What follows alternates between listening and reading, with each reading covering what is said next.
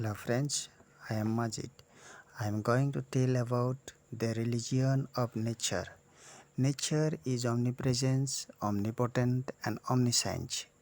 Nature is a spontaneous system. Nature is super disciplined and nature is dynamic.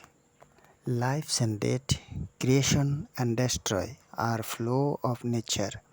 All are transforming from one state to another.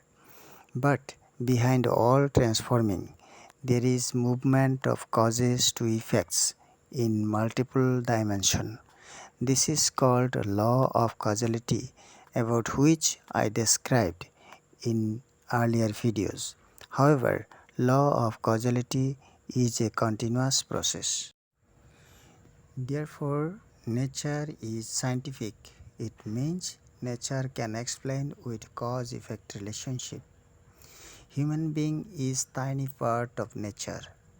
Again, human mind capacity is very limited. But nature is full of mysterious challenges in front of human mind. Besides, dynamic human mind cannot analyze nature's all dynamic events or functions. Therefore, human knowledge is a endless pursuit against nature. Thank you for watching.